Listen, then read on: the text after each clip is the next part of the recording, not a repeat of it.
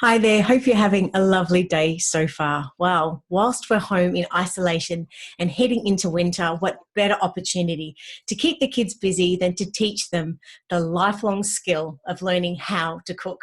Now, getting kids in the kitchen and showing them how to prepare simple, quick, easy, and healthy meals can really set them up for a future where they're able to make informed choices about what they eat and how they can take control of their own health. Now, to discuss this today, we're joined by our special guest, Siobhan Boyle, CEO of the Good Foundation. Now, Siobhan is responsible for delivering some incredible programs here in Australia. One in particular is Jamie's Ministry of Food, and the other is Jamie Oliver's Learning Your Fruit and Veg programs. Now, these are delivered to children, teenagers, parents right across Australia.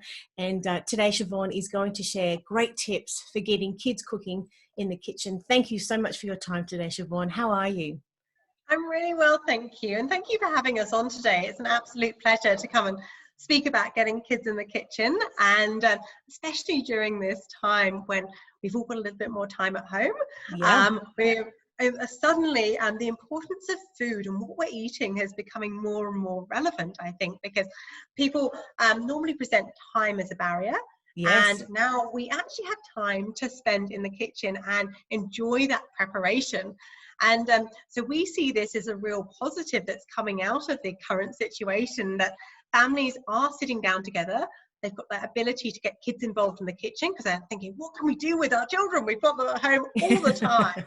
And, let's get them involved in the process too, because they're more likely to actually try different things if we involve them in the process. And that's what we find with our wonderful programs. I couldn't agree with you anymore. And it really is the perfect indoor activity whilst everyone is home in isolation overall. And it's really been said that kids need to be introduced to cooking in a fun and engaging way. And a lot of parents are also intimidated by the prospect of cooking with their kids, but it doesn't really have to be that complicated. So I'd love to know your thoughts on this.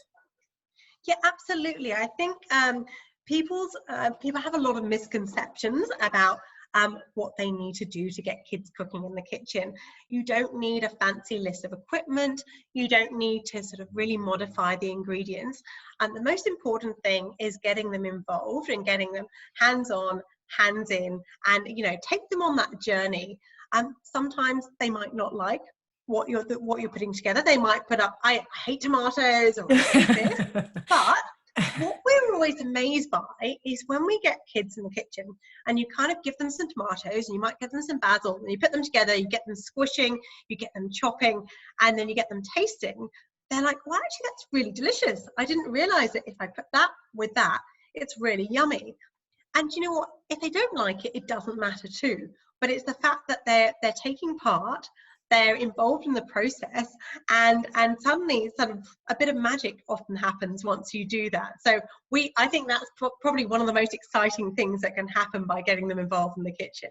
Yes. And look, learning to cook really has, so many educational benefits for children. And when you look at it from that perspective, it's some basic math like counting and measuring. There's the language and the reading skills, and the science, and there's also like problem solving, even things like following sequences and directions, cause and effect. So, there's so many messages and lessons for children, from an educational perspective, but also from the lifelong lesson perspective of teaching the health benefits. So I'd love to know what your thoughts are and anything else that you think that cooking with kids actually helps with their development overall. Absolutely. It's one of the most important life skills. It's up there with reading and writing and arithmetic. And, so if people can cook from scratch, it's going to enhance their learning. So not only do they learn those basic skills, as you rightly pointed out, through weighing and measuring, and those food literacy skills by being able to read a recipe and understand a recipe, but it's also it's what it does to their brains. And we know that if you get kids eating the right foods before the age of 14, they're going to have better mental health outcomes in life. They also learn better, their concentration's better. So all in all, you're setting them up really well. So they're also going to behave better at home too. So while you've got them at home and they're learning at home, you want them to behave well. So if you're getting those skills instilled from that young age, we know that they're going to continue into adulthood, and then they're going to make better choices throughout their life. So it's so important if you can get them ingrained at a young age.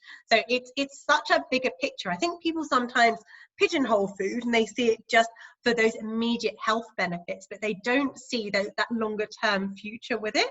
And that's something that we're really sort of passionate about. And that's why we love our kids program, because we know the difference it can make if we get it ingrained from a really young age. And in saying that, I guess before we delve a little bit more on the topic about the benefits of children cooking and all of that good stuff, I'd love to speak a little bit more about the Good Foundation, and I guess all this, the brilliant work that you do. Now, so correct me if I'm wrong, the Good Foundation is the overarching organisation, and I think it was established, is it 10 years ago now? Around about Yes. that? Yeah, no, you're right. This year is our year of 10, and we should have been celebrating and doing lots of big public celebrations this year. That was the plan. So we had these, unfortunately, this minor crisis came up, and it's rather taken over our 10th birthday anniversary, which obviously we're a little bit upset about. But yeah, we've been transforming the eating habits of Australians since 2010.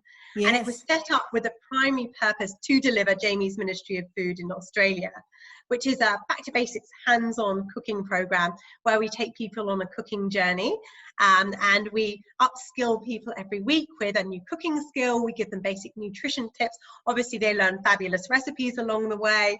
And so what our idea is of the program is that their eating habits are transformed and they come out with positive behavior change outcomes at the end of doing a 5-week program. We have actually had our Ministry of Food program evaluated, and it's shown that people who come and do our program are actually consistently consuming half a serve more vegetables a day, which is huge. So it's a great thing to have, and really we know that the program works. And then we have our wonderful kids program as well, which is the Learn Your Fruit and Veg program, and that's where we're teaching from 3 to 12 plus. And so to date, we've actually reached over 70,000 Australians with both of our programs. Wow. And quite a celebration for the year of 10, but our vision for the next 10 years is not only to transform the eating habits of Australians, but what we would really love to do is we want to reverse the trend in diet-related disease, and we know that we're part of that solution. And so our vision for the next 10 is, rather than sort of flattening the curve, so to speak, we want to reduce that really negative trend in diet-related disease, so we can be part of one of the organisations making a difference in Australia.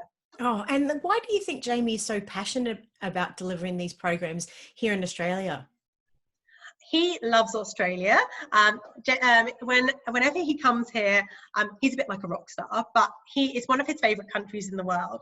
And I think because, well, who wouldn't love Australia? I'm English and I love Australia. And I think it's because it has so much to offer. We've got such a range of wonderful food. We're so close to all these fabulous countries, and it is a place that's really dear to his heart. So he's always been embraced every time he comes to Australia. And when we asked to bring the program over here, he jumped at the chance, because he really sees the difference the program can make. Unfortunately, in Australia, the stats for diet-related disease are pretty scary. We've got 66% of adult Australians overweight and obese, and with the children as well, there's 1 in 4 children are overweight or obese. So pretty scary stats. Yes. And so for him, he actually sees what we do as a foundation as one of his most important projects. So he wants to use his celebrity and his knowledge and his food power to make that difference, which is so incredible. He knows the effects it has on his family, and he knows the difference that eating right can make to people. So it's a real passion for his, and it's probably the thing he's most proud of that he's ever done. He always says that his Ministry of Food program and the foundations that he's set up are the things that he's most proud of. As we were just saying offline before, the most one of the there's so many likable traits to Jamie Oliver, but I think the fact that he's so anchored to a sense of purpose and mission, as you've just explained, I think is what is the most appealing thing about Jamie Oliver, and that everybody is all on board with regards to what he's actually working towards, because it is for the greater good and it is to help children and their families and their future. So by all means, it is a wonderful cause. I'd love to know, like, what made you personally want to get involved with Jamie's vision for Australia? Well, I actually used to work for Jamie in the UK, and we actually helped set up the Ministry of Food in the UK. And I was very lucky when I was growing up that I had access to good food, and food was always part of who I was. And so I didn't ever question the skills of learning to cook. But as I got older, I realized that that wasn't something that was handed down from generation to generation. Not everyone was as lucky as I was. And, the older you get, the scarier it is that that isn't a given. And, sort of being part of a project which can make a difference by doing something in a really fun and empowering way it's pretty amazing. And it means that you're doing something every day that makes a difference, and it's something that hopefully over the next 10 years we will then inspire every single Australian to be able to cook basic meals from scratch, and then we'll do ourselves out of a job because we won't need to exist anymore. It means you've done your job, though. Yeah, exactly. And that is the ultimate sign of success. We've got a long way to go yet, but that is ultimately what we'd like to be able to do. Well, we're going to definitely do everything that we can to help support you in that. And overall, like, you've been really committed to the organisation. You've worked for them for over, I think, 7 years. I'd love to know, what do you love most about being CEO of this organisation in this time of change, and all the great work you're doing? Well, it's an absolute privilege to have become the CEO of the foundation. I started off as the food manager, so I came in from a very different angle. I've come from a chefing and food styling background, and so recipe writing. So I've come from the other side, and it's actually really nice to be able to then watch the organisation change and grow, and then be able to move into the leadership position and actually then have some direction, because I know sort of what we need to do and what we want to do and how we can get there. So it's really, for me, it's being able to take all the learnings from the past 6 years and really enhance those and grow them, and have a team with me to enable me to do that, so that we can really deliver on our vision. Well, like they always say, find a job that you love and you never work a day in your life. And sounds like you've definitely got that, which is brilliant. Now, getting back to all the cooking and all the good stuff we were talking about before, cooking is really such a crucial and important life skill, which everyone should definitely have the ability, and all children to learn. How do you actually see cooking giving people the ability to take control of their lives and, most importantly, their health? Well, cooking is one of the most important ways you can take control of your health. They always say 80% diet and 20% exercise. And so if you're fueling your body in the right way, then it's going to go a long way into fueling not just your body, but fueling your mind too. So, and knowing how to do that. It's all very well knowing what you should be eating, but also it's really important to know how to use those ingredients, because we can all read about what we should be doing. There's information everywhere. The internet's saturated. Cookbooks, recipe magazines, recipe shows. You can't get away from it. But it's actually having those basic skills to go, actually, I've got those ingredients, and I know if I put that and that together, that's going to create something which not only nourishes my body, but it nourishes my mind as well. And it tastes delicious, because that's really important too. Because I think a big misconception people have is that healthy food isn't delicious. And I think, you've got all these crazy diets, haven't you, out there, where, there's always something new and you can't get away from it. It's on all the front of all the magazines. Oh yes, this week it's, the trend is now vegan. But then it used to be, everyone was very anti-gluten or anti-carbs. And it's very hard for people, I think, to keep up with what they should be doing and what they shouldn't be doing. But what we try and do with our programs is we try to bring everything back to basics, and we don't change our messaging. So we don't follow fad diets. We don't follow the dietary trends. It's very much eating from the 5 main food groups and making sure that we teach people how to use and make a balanced plate and how to make the best of those ingredients, and also clever swaps, which are really important right now. Now that we're in a time where there is a little bit of food security going on, because there are some ingredients we can't get access to, Yes. especially sort of during this pandemic. So it's just kind of having that knowledge and those skills to be able to go, okay, it doesn't matter that I don't have a sweet potato, I can switch the sweet potato for some pumpkin instead and the recipe will still work. Or if I don't have that spice or that herb, if I make a switch for that and that, it will still work and still taste delicious. So it's really, I think, teaching people how to use those skills and how to use those ingredients is so important. It's not just knowing that we should be eating them. And here, Siobhan, is the $1 million question. What are your top tips to get kids cooking in the kitchen? Please tell us. Oh, well, top tips for getting kids cooking in the kitchen is to involve them in the process. You've got to make it really fun, because cooking is fun. I love food and I find it really fun, but that's one of the most important things that we try and do. So if you involve them in the process, they're much more likely to want to eat what they're preparing. What we found with our kids programs is that by getting them in, their hands in, and getting them smelling, tasting, feeling, mixing, squeezing, and all of the different skills that they learn, they actually will then want to eat whatever they're creating. And you know, if cooking some family favorites, so whether it's, you know, their favorite, it might be a spag bowl, it could be some meatballs, it could be you know, whatever, you know, like a beautiful pizza. If you get them sort of in there and they're kneading and they're topping themselves, they're more likely to try something different. So that's one of probably the best tip, is to get them in the kitchen, get them involved in the process, and you know, and don't sort of listen to their whims necessarily, because sometimes you know, they'll have preconceived ideas going into the kitchen that they don't like certain things. But actually, once you get them in there and you're like, well, give us a bit of a try, and you put this with this, and you put your tomato and basil together, or you know, and you get them ripping up herbs, and they're like, oh wow, this is amazing. And it's quite magical, because it is a bit like magic, I suppose, in the kitchen. So I think just involving them in the process, and not being put off if they don't love what they've created. The fact that they've even had a go is part of the journey. And I think it's sometimes people have to try things a few times to get them really kind of enjoying the flavors, but it is definitely getting them involved in the process is the most important thing. Yeah, and look, I'd love to know, do you think it's actually important to involve the kids with actually choosing the recipes at all? Well, I think if you can pick recipes that are family favorites and are things that they enjoy cooking, absolutely, or enjoy eating, I think that's a really good idea.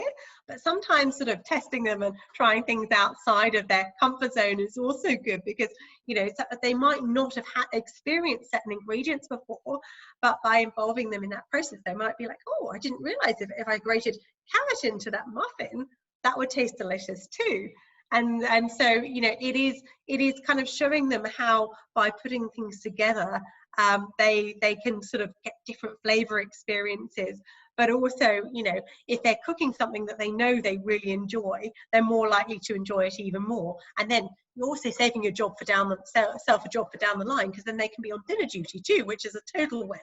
Yeah, you know, the kitchen really is the heart of the home, and you think about some of the most heartwarming, you know, sort of memories that you think back to our own childhood. Always in the kitchen, the laughing, the joking, and I mean, who doesn't love eating in the first place? So it is something that I think is sort of imprinting just those ideals into children's heart and minds. That this is something that they, you know, from a positive perspective, that, you know, once they start enjoying it and having those experiences, that they will only want more. What do you think? Oh my goodness, yeah. I don't know about you, but one of my fondest memories is kind of making cakes at home, Yep. and sort of and that sort of licking the bowl, and from when, you know, and your childhood memory is what, and those early childhood memories were in the kitchen. And you know, and everything does happen. You know, you think about most celebrations, they happen around food and they happen in the kitchen. And so I really think that if you can instill those really positive experiences and food becomes part of the culture at home, but also it becomes a real pleasure. Yeah, it's got to be only a positive thing, and I think it's really exciting. I think I mean, I'm so passionate about sort of the food space and getting people involved in the kitchen. I love it when I love cooking with children. I love cooking with friends, and I think sort of if you can get people sort of into that kitchen from a young age, get the littlies involved. My niece is 18 months and she's already making muffins and Oh, scrambling eggs. She's you know, very, very advanced for her age, but it's just, you know, it just becomes the norm. I suppose it just becomes like you know, brushing your teeth, things that you don't even question. And if those habits are ingrained from that young age, and the kids love it, then it's only going to set them up really, really well for life. So I think it's brilliant. It's the best thing you can do. And now more than ever, because we've got time on our oh, side, perfect time. spend some time, and it should be a pleasure, and it really should be. And it doesn't matter if there's a bit of mess, because that's part of the fun too. That's part of the creativity process. And also you can then teach them how to wash up and clean up, so that's also very helpful too. Well, I'd love to know also from your perspective, do you think that families need to have child-friendly equipment in the kitchen or not? In terms of safety knives, I think that can be a really good thing, because teaching littlies how to use a proper knife can be quite difficult. And having something like a safety knife is a really handy tool to Yeah. have. However, you don't need to go out and buy mini versions of whisks and spoons and bowls. Use what you've got. And you know, if you can't get the safety equipment, you just have to sort of spend a little bit more time teaching them how to use knives properly. One of the lessons that we do teach is how to chop properly, because we want to sort of ingrain those skills from a young age. But we do use safety knives in our classes, because we just know that it just means that, you know, you're not sort of ending up with little fingers or anything sort of being chopped, and so you don't want that in your salad, because that's not going to be so delicious. So No. you know, but I would say that was probably the only thing that I would suggest.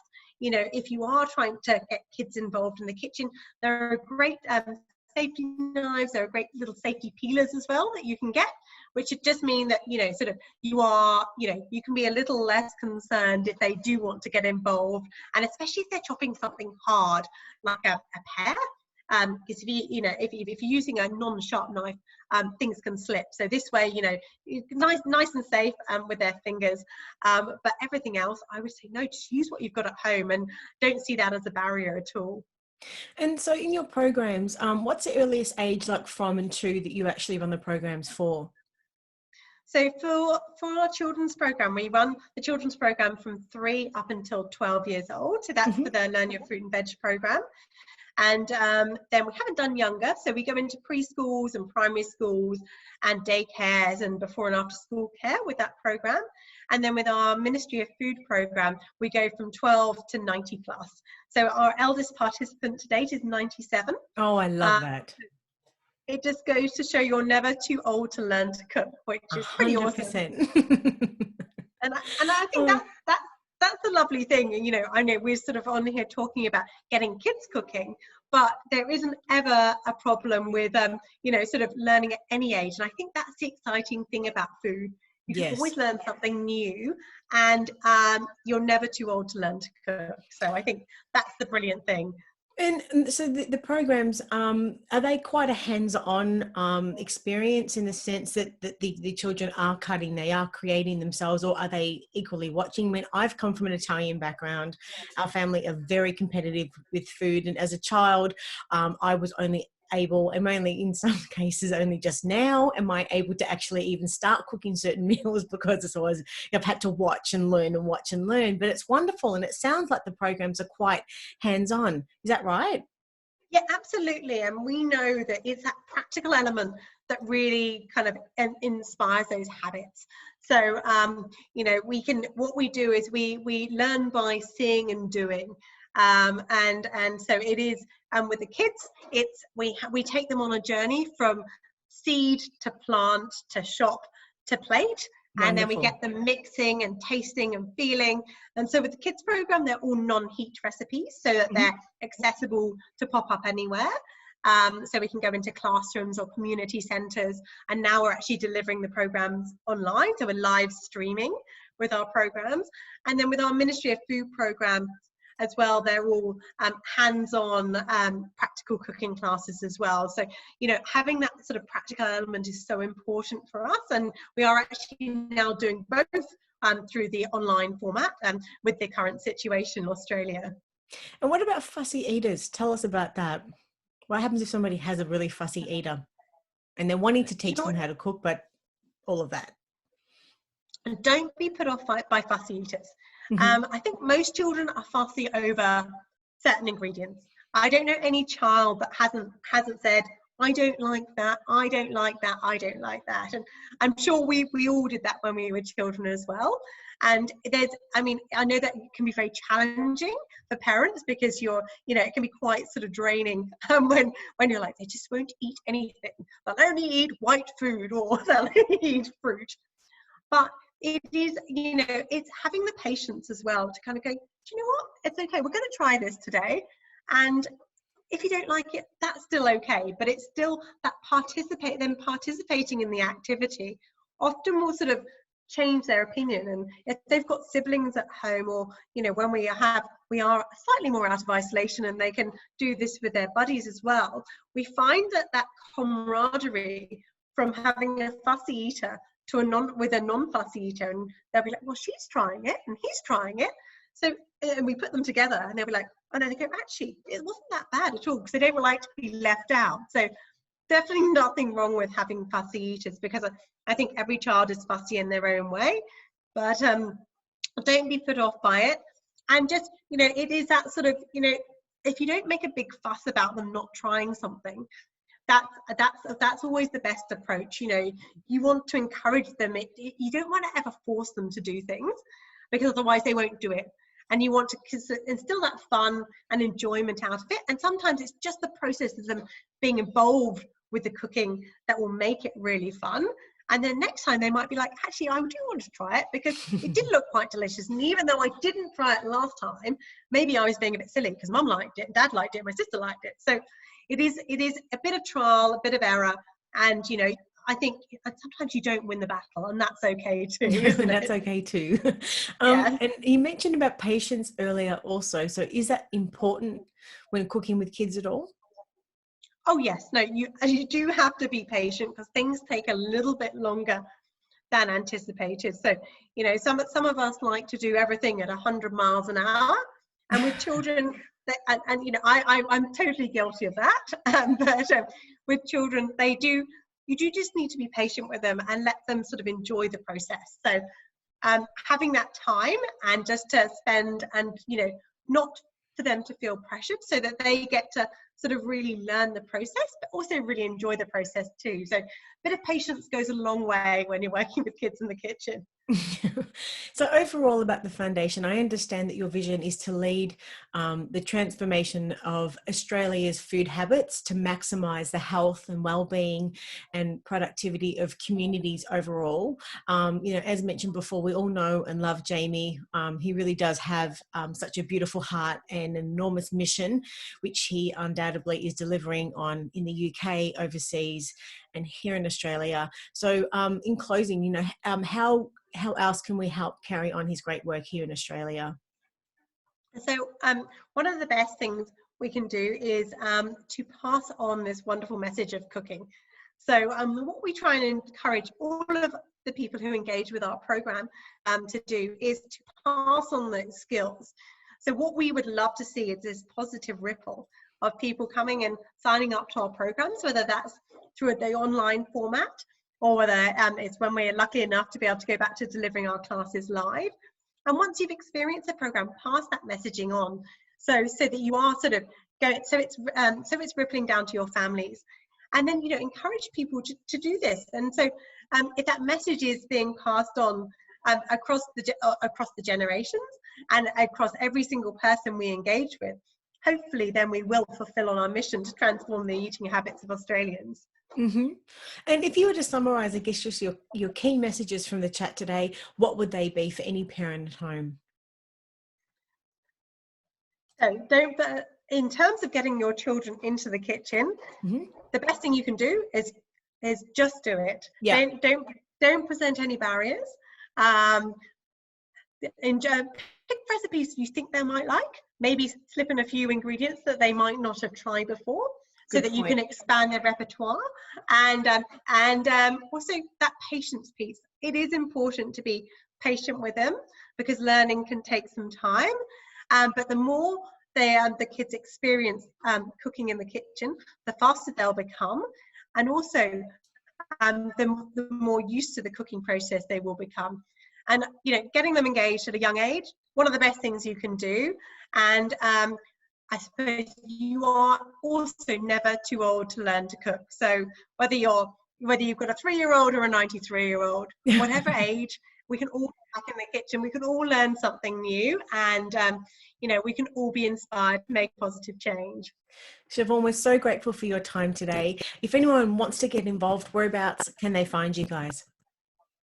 Absolutely. If you go to found.com.au, and on our website, it's got all of the details about our wonderful cooking programs. It's also got details about if you're interested in becoming a partner and donating your time, or donating in another way. We'd love to hear from you. Always wonderful to hear sort of what people want as well, and what's going to help them, because as our programs evolve, it's great to sort of get feedback about sort of the next steps and what we could be doing more of. So always good. We love to hear from people, and hopefully sort of doing things like this as well will help us engage a wider population and inspire more people to get back into the kitchen. Thank you so much for your time today, Siobhan, and can't wait to chat with you again soon. Take care. Wonderful. Thank you very much. Okay, Have bye. a lovely afternoon. Bye. Bye.